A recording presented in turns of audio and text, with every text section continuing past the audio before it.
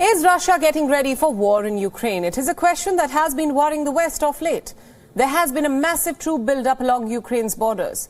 But if we go by Vladimir Putin's words, he says that Moscow doesn't want any conflict with Ukraine.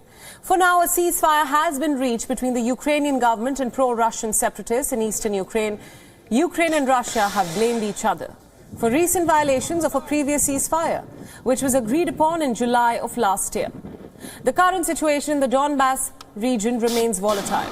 So this ceasefire has now been welcomed by all parties. Last week, Russia presented the West with sweeping security demands. It said that NATO must not admit new members.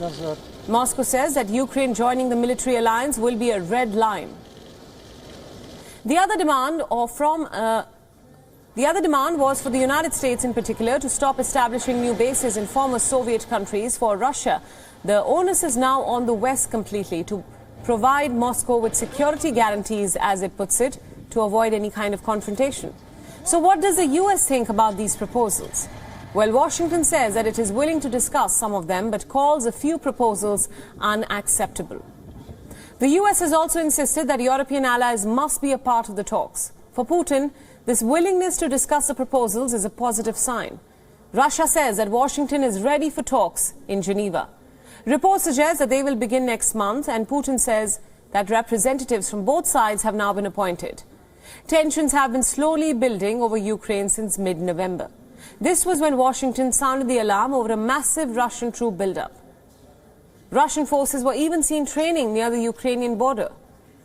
Russia carried out a successful launch of the ZIRCON's hypersonic missile.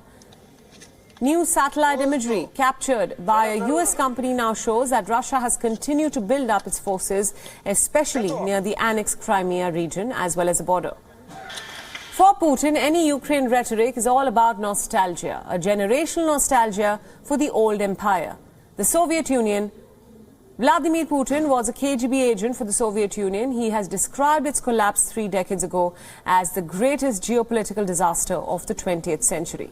And this is where the roots of the conflict emerge. No part of the Soviet Union is more important than Ukraine. For most Russians, it is the crown jewel. Its deep cultural and linguistic ties to Russia and its position between Moscow and the EU makes it crucial. It all boils down to Moscow's unwillingness to accept Ukraine's independence.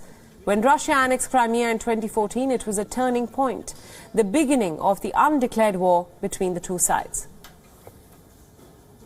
Earlier today, we spoke to Stuart Smith from Moscow. Listen in to what he had to say. NATO, the Western military alliance, says that there is nobody apart from NATO members who can veto other countries joining. So the first thing NATO says is that Russia has no say in this. Russia is not a signatory to the membership of the alliance, and so has no right to decide who and who does not join. And NATO has, even since President Putin started making these very clear demands, has reaffirmed once again that membership to Ukraine remains open if it fulfills NATO criteria. And so at the moment, NATO seems very supportive of Ukraine, that it could still join, so could other countries, and there's no sense at all that NATO is willing to back down on this one. And the problem with that is basically President Putin's #1 concern. So how do you start negotiations when the main objective of one side has almost already been ruled out? It'll be interesting to see what the US and NATO come up with. WION World is now available in your country. Download the app now and get all the news updates on the move.